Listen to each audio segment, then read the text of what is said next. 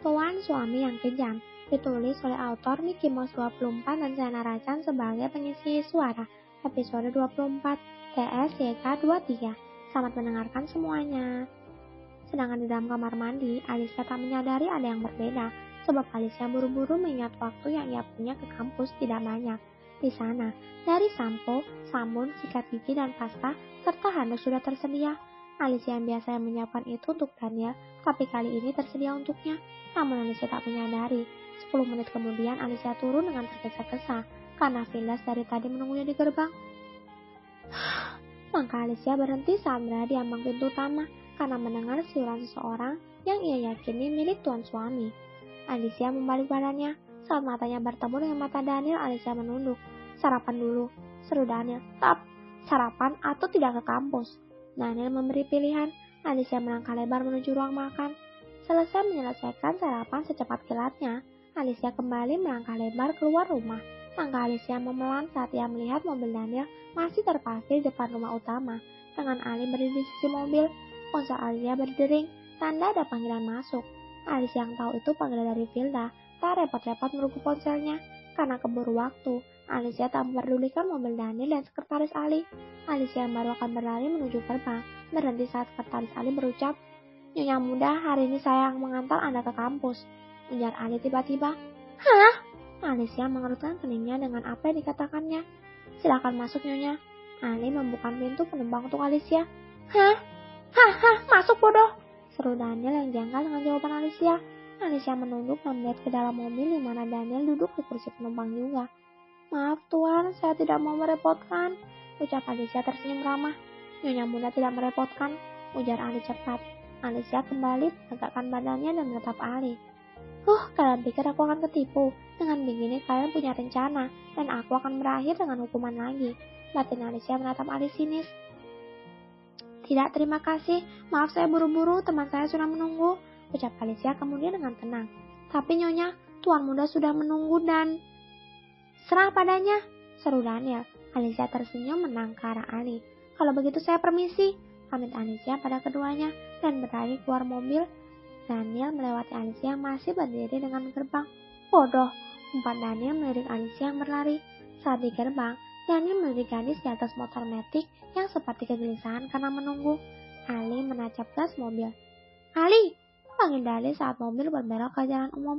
Ali menepikan mobilnya. Tak lama setelahnya, 2 orang gadis muncul dengan motor metik. Mereka adalah Alicia dan Vilda. Tanpa menunggu perintah lagi, Ali mengikuti mereka sampai ke kampus, karena ia tahu tuan mudanya pasti khawatir pada istri kecilnya itu. Netra hitam Daniel terus menatap 2 gadis itu, hingga hilang ditelan gerbang kampus. Ali menepikan mobil di depan gerbang kampus Gunadarma. Saat Alicia dan Vilda sudah masuk ke dalam kampus, mobil Ali tidak mungkin mengikuti hingga masuk ke dalam juga kan?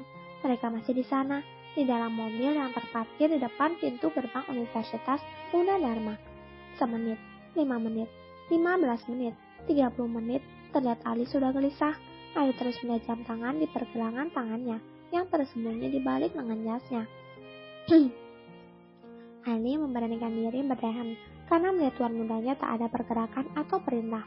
"Tuan, 10 menit lagi ada meeting dengan utusan Madrid," ujar Ali memberitahu Daniel. Daniel mengerjap, bola matanya memutar ke sana kemari, berusaha mengenali suasana dan keadaan. Asing. Netranya tidak mengenali tempat di mana ia berada di sana. "Bukankah ini sebuah universitas? Kamu gak salah ngatur meeting di sini?" tanya Daniel berusaha memahami keadaannya. Sungguh ia bingung di pagi hari. "Benar ini kampus Tuan, namun kita tidak meeting di sini. Kita meeting di istana kepresidenannya. Mengingat kerjasama kali ini mengatasnamakan Indonesia," jelas Ali sopan. Namun dalam hati Ali mengutuk tuannya yang tiba-tiba menjadi lelet. "Tuan kenapa bisa lelet gini? Apa secepat ini terpengaruh keleletannya dari Nyonya muda?" batin Ali. Daniel menendang keras kursi kemudi.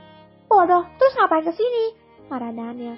"Tuan yang ingin," teriak batin Ali. "Kita jalan sekarang Tuan," ucap Ali mulai menjalankan mobil. "Kamu bosan kerja ya?" Daniel berteriak di kursi penumpang belakang. "Tidak Tuan." "Ali," panggil Daniel. "Ya Tuan." "Kamu tadi ngapain kesini? Kamu sengaja ya agar saya terlambat meeting?" tuduh Daniel. "Tidak Tuan." "Kamu mau nusuk saya dari belakang?" Daniel terus menuduh Ali bermacam-macam. "Astaga," Batin Ali berjerit. Tidak tuan, seru Ali. Kamu sekarang turun, teriak Daniel. Kenapa tuan? Tanya Ali terbata. Kamu jalan kaki sampai istana. Daniel membuang muka keluar jendela, kesal. Ali mengerjap, susah payah Ali menelan ludahnya. Gawat, tuan mudanya mode on angry nih. Yang benar saja, mau jalan kaki sampai istana di pagi yang macet berpolusi ini. Juga jarak istana yang jauh bisa dikata patah kakiku sebelum sampai istana, pikir Ali. Ayo alasan ya, cari alasan. Batin Ali berkecambuk. Tuan muda, pagi ini sungguh macet. Jika tuan muda menyetir sendiri, takutnya tidak bisa lolos dari kemacetan ini. Ucap Ali beralasan, namun alasannya benar adanya. Memang kalian Ali bawa mobil jauh lebih baik dari Daniel. Jika itu menyangkut selip-selip di kemacetan ibu kota. Daniel nampak berpikir, dilihat dari bibirnya terlipat ke dalam. Juga waktu meeting sebentar lagi dimulai tuan, lanjut Ali meyakinkan. Tapi sepertinya alasan kali ini memang membuat Daniel marah. Semua gara-gara kamu, ngapain mutar-mutar sampai Gunadarma segala? Turun! Teriak Daniel. Ali melepas sapu pengamannya. Lagi Ali harus menerima kesalahan yang tidak ia lakukan. Dan pelakunya sendiri tak lain adalah bos kejam yang tak tahu terima kasih ini.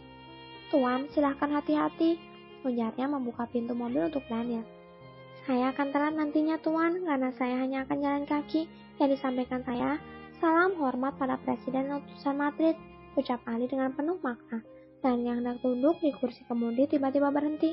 Segera, Daniel buka pintu mobil bagian penumpang belakang untuk dirinya. Jalan, serunya. Ali tersenyum menang. Ya, Ali tahu kalau Daniel pasti membutuhkannya untuk menanggapi pembicaraan di luar dugaan nanti jika Presiden atau utusan Madrid melenceng dari topik pembahasan, karena Daniel terlalu malas untuk basa-basi. Tuan muda yang arogan, batin Ali. Kau mengumpatku, tuduh Daniel tepat sasaran. Tidak tuan, balas Ali cepat. Oke semuanya, sampai jumpa di episode selanjutnya. Kalau kamu mau dengar audiobook lebih banyak dan gratis, segera download Audiotune.